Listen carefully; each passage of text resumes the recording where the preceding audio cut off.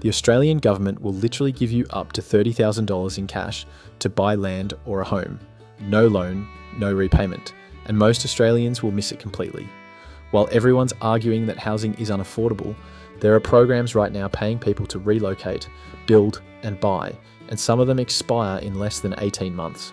In this video, I'm breaking down 10 real government programs that can save or give you up to $90,000, ranked from smallest to biggest so you don't find out about them after the money's gone. One program on this list is only for healthcare workers, but it'll pay you $20,000 just to move regional.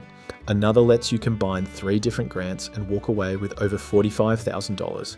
And wait till you see the state that'll waive all your stamp duty with no price cap. None. Hit subscribe because the algorithm hates when I expose government money most people don't know about. And trust me, by the end of this, you'll either be calling a mortgage broker or kicking yourself for not knowing sooner. Quick heads up, some of these are perfect if you're under 35, flexible on location, or remote working. Others only work if you're in healthcare or trades. I'll flag exactly who each one is for so you don't waste your time. Number 10, Tasmania Regional First Home Owner Grant, $30,000 for going bush. Tasmania will give you $30,000 to buy in regional areas, not the cities, the bush. And honestly, some of those towns are stunning. Tasmania is playing the long game. They know everyone's cramming into Hobart, so they're throwing money at people to spread out. The standard first home owner grant in Tassie is $20,000. But if you buy or build in a regional area, that jumps to $30,000. Here's what you're working with. $30,000 grant for regional areas, $20,000 for Greater Hobart. You must buy or build a new home, no second-hand properties. Price cap sits at $750,000, which actually gets you something decent in regional tasks. And you have to live there as your primary residence for at least 12 months. Regional Tasmania includes places like Launceston, Burnie, Devonport, actual cities with infrastructure, not just farms and wallabies. The unemployment rate's around 4.8%, cost of living's about 12% lower than Sydney, and you're never more than 30 minutes from the coast. But here's the twist. Regional Tassie is cold, like proper cold. Winters average 11 degrees Celsius and heating bills are real. Also, job opportunities outside of healthcare, tourism, and agriculture are slim. If you're not working remotely, you'll need to check the job market first. One Reddit user said, "Got the $30,000 grant, bought in Launceston. Beautiful place, cheap living, but finding work in my field was harder than expected. Ended up freelancing."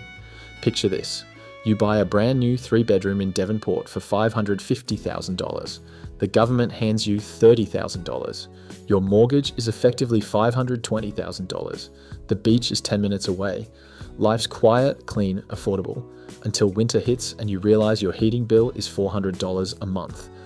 Would you move to regional Tasmania for $30,000 and proximity to nature? Or would the cold and isolation send you back to the mainland? Number 9, Western Australia, Key Start Low Deposit Loan. Buy with 2% down. Western Australia has a program that lets you buy a house with just a 2% deposit. No, that's not a typo. 2%. Keystart is WA's government-backed low deposit home loan scheme. It's designed for people who can afford repayments, but struggle to save a massive deposit. You can buy with as little as 2% down, avoid lender's mortgage insurance, and the government basically acts as your co-signer. Here's the deal. Minimum 2% deposit for homes under $480,000. For homes between $480,000 to $530,000, you need 10% down. You must be an Australian citizen or permanent resident. Combined household income can't exceed $120,000 for singles or $150,000 for couples. And the property must be your primary residence. Keystart has helped over 100,000 West Australians buy homes. The median house price in Perth is around $650,000, but in regional WA, places like Geraldton, Bunbury, Albany, you can find decent homes under the cap. But here's the catch. Keystart loans have slightly higher interest rates than regular banks. You're looking at around 6.5 to 7% versus big bank rates of 6 to 6.3%. Over 30 years, that adds up. Also, if your income increases significantly, Keystart may ask you to refinance to a regular lender. A user on Whirlpool forums wrote, "Used Keystart to buy in Mandurah.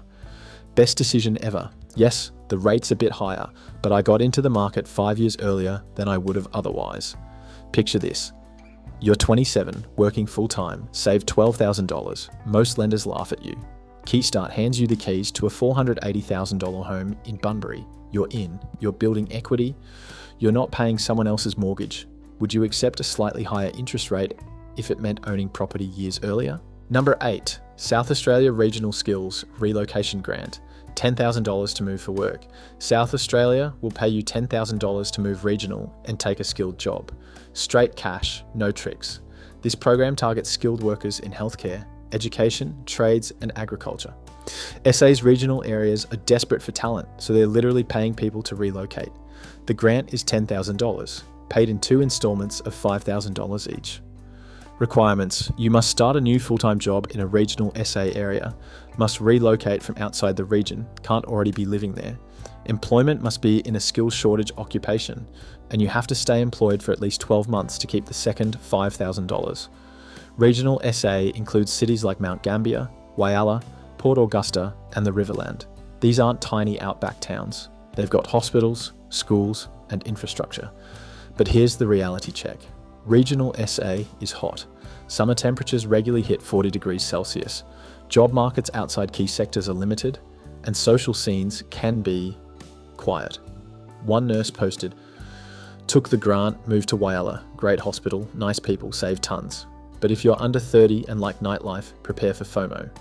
Combine this grant with the first home owner grant, $15,000 in SA for new builds, and you're looking at $25,000 in government money just for relocating and buying. Picture this. You're a teacher in Adelaide. You take a job in Mount Gambier. Government hands you $10,000. You buy a new home, get another $15,000 grant. Total, $25,000. Your mortgage is suddenly much lighter. You're near the coast, cost of living's low, and you're actually saving money. Would you relocate regional for $10,000 and a fresh start? And this one's decent, but number 4 completely blows it out of the water if you're buying new. Number 7, Victoria Regional Health Worker Relocation Package. Up to $20,000, Victoria will pay healthcare workers up to $20,000 to move to regional areas. Nurses, doctors, allied health. If you work in health, Victoria wants you. Regional Victoria is facing a healthcare staffing crisis, so the government's throwing money at the problem. The Regional Mental Health and Workforce Incentives Program offers grants for relocating, settling, and staying in rural/regional areas. What you get: up to $20,000 in relocation grants and incentives, support for moving costs, temporary accommodation, and settling in, bonuses for staying long term, and promotion incentives to attract experienced staff from metro, interstate, or overseas. This applies to roles in mental health, alcohol and drug services, hospitals, and community health centres. Regional Victoria includes Ballarat, Bendigo, Geelong, Shepparton, Warrnambool, actual cities with culture, infrastructure, and coffee shops. But here's the kicker: these roles are demanding. Regional healthcare workers often cover broader scopes of practice. You might be the only specialist in a 100-kilometre radius. The work-life balance can be intense. One mental health nurse shared, took the $20,000, moved to Bendigo. Love the town, bought a house, but the caseload is heavy. Burnout's real out here. Combine this with Victoria's first home owner grant, $10,000, and stamp duty concessions, and you could walk away with $30,000 plus in support. Picture this. You're a registered nurse in Melbourne, burning out. Rent's $500 per week. You move to Ballarat. Government pays you $20,000. You buy a home, get a $10,000 grant. Total government support, $30,000. Your stress drops, savings increase, and you actually own property. Would you work regional healthcare for $20,000 and home ownership? And if you think $20,000 is good, wait till you see the state that removes the price cap entirely. Number 6, Northern Territory, $10,000. Build bonus, build new, get paid. The Northern Territory's Build Bonus program hands you $10,000 to build a new home. It's basically free money for stimulating construction. The NT's construction industry needed a boost, so the government launched Build Bonus. Build a new home, get $10,000. Simple. Eligibility: must build a new home in the Northern Territory. Contract must be signed during the program period. Price cap is $750,000, must be your primary residence, and you need to live there for at least 6 months after completion. The Northern Territory's median house price in Darwin is around $575,000. In Alice Springs, about $450,000. Building costs are higher due to remotes, but the grant helps offset that. But let's be real, the Northern Territory is not for everyone. Darwin's wet season is brutal. Humidity hits 90%, and cyclones are a real threat. Alice Springs is remote, dry, and gets searingly hot. Job markets are limited. Government, mining, tourism, and defence dominate. One builder posted, "Built in Darwin with the grant, great program." But the humidity destroyed half my tools, and insurance premiums are insane because cyclones. Combine build bonus with the NT's stamp duty concessions for first home buyers, and you're saving $15,000 plus easily. Picture this. You build a new home in Darwin for $600,000. Government hands you $10,000. You get stamp duty concessions, saving another $8,000. You're $18,000 ahead. Your backyard has a pool, the oceans close, and you work in the defence sector. Life's good. Until cyclone season. Would you build in the Northern Territory for $10,000 and tropical living? This one's niche. Number 5 is where the real money starts. Number 5, a CT home buyer concession scheme, $22,000 duty savings. The Australian Capital Territory will save you up to $22,000 in stamp duty if you're a first home buyer. That's not a grant, that's just money you don't have to pay. The ACT offers one of the most generous stamp duty concession schemes in Australia. If you're a first home buyer purchasing a property under $1.03 million, you pay zero duty. None. Here's the breakdown. Full duty exemption for first home buyers on properties under $1.03 million. After that, concessions phase out gradually until $1.455 million. Must be your primary residence for at least 12 months. No new/established home distinction. Both qualify. Canberra's median house price is around $900,000. Stamp duty on a $900,000 property would normally be about $37,000. With a concession, zero. That's $37,000 you keep. But Canberra's expensive. Median rent's $650 per week. Cost of living's about 8% higher than the national average. Job market's strong, government, defence, education, but competitive.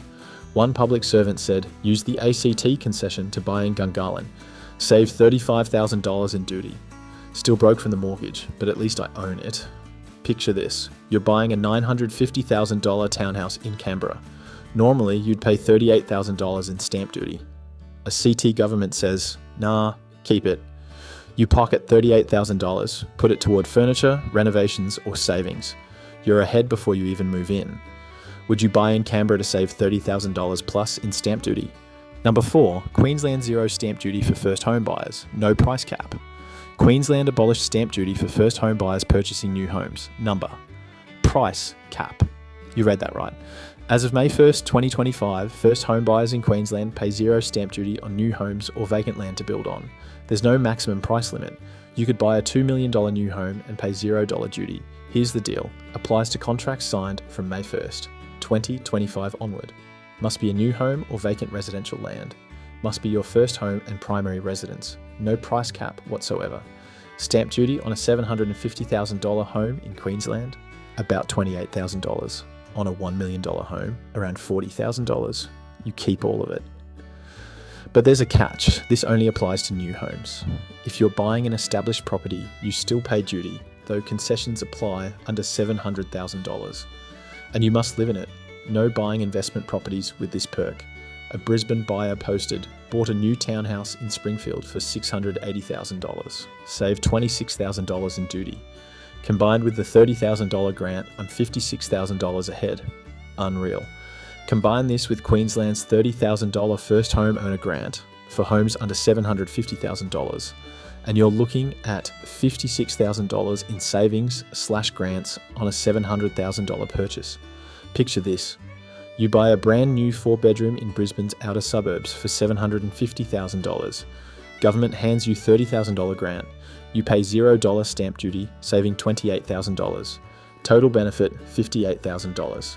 That's a new car, furniture, and landscaping, paid for by the government. Would you buy new construction in Queensland to save $50,000 plus? Number 3, regional home guarantee. 5% deposit, no LMI, regional areas. The Federal Regional Home Guarantee lets you buy in regional Australia with just 5% down and zero lender's mortgage insurance. And it's not just for first home buyers. Most Australians think you need 20% deposit to avoid LMI. Wrong. The Regional Home Guarantee lets you buy with 5% down.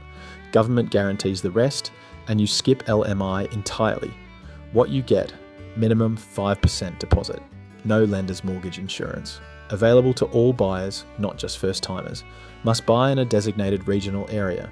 Property price caps vary by region. For example, $600,000 in some areas, $750,000 in others.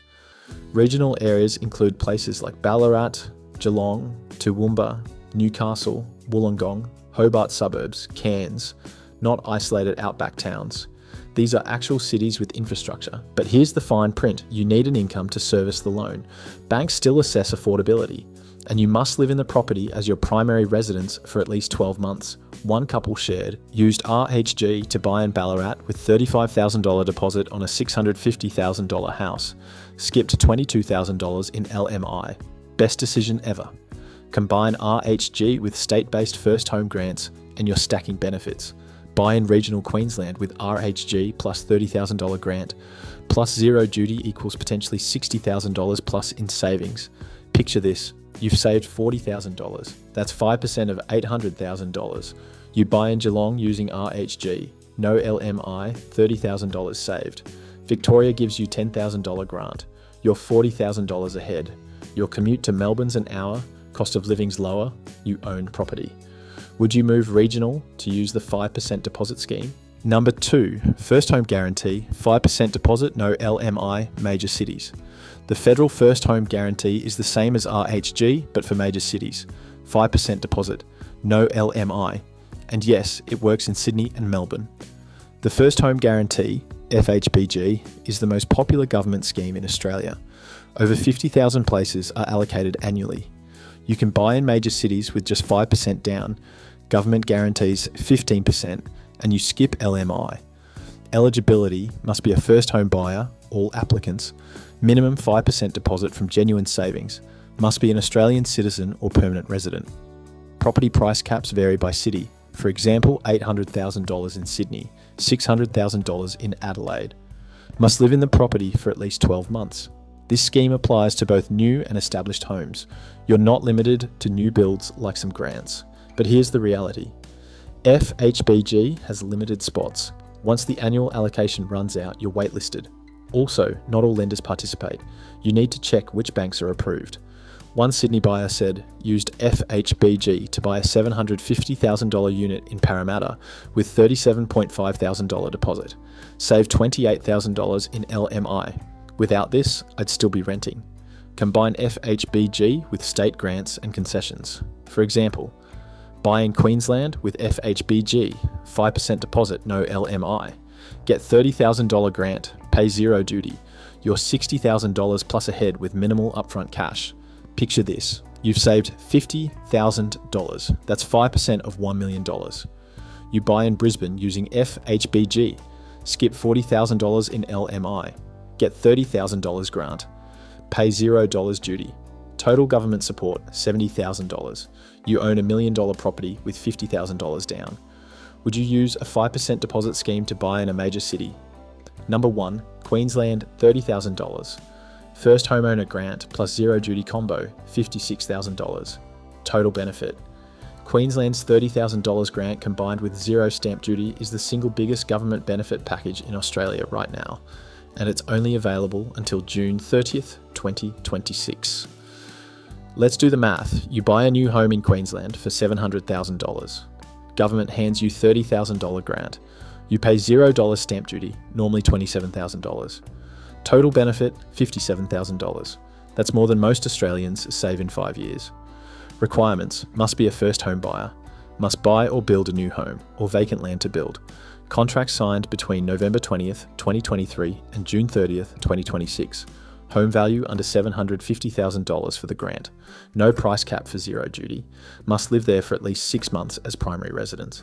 You can stack this with the first home guarantee, 5% deposit, no LMI, saving potentially another $30,000 in lender's insurance. Total government support, $87,000. But here's the deadline, June 30th, 2026. After that, the grant drops to $15,000. You lose $15,000 if you wait. The zero duty remains, but the combined benefit shrinks significantly. One Gold Coast buyer wrote, bought a new house in Coomera for $710,000, got $30,000 grant, saved $27,000 duty, used FHBG to avoid $28,000 LMI. Government gave me $85,000 in benefits. I'm 28. I own a house. Picture this. You're 26, saved $40,000. You buy a brand new home in Brisbane's outer suburbs for $720,000. Government hands you $30,000 cash. You pay $0 duty, save $28,000. You use FHBG with 5% down, skip $29,000 LMI. Total government support, $87,000. Your deposits effectively tripled. You own property at 26. Queensland's package is the most generous in Australia, but it expires June 2026. After that, the grant halves. Would you buy in Queensland before June 2026 to maximise $50,000 plus in government support? If this video just saved you $50,000, hit like. If you're already calling a mortgage broker, you're welcome. Subscribe, because next time the government rolls out new grants, you'll know before everyone else. Drop a comment. Which program are you using? Or are you still skeptical? Let me know. And remember, some of these programs have deadlines. Queensland's $30,000 grant ends June 2026. Don't be the person who watches this video in July 2026 and realizes you missed $15,000 because you procrastinated. See you in the next one. Now go buy some land.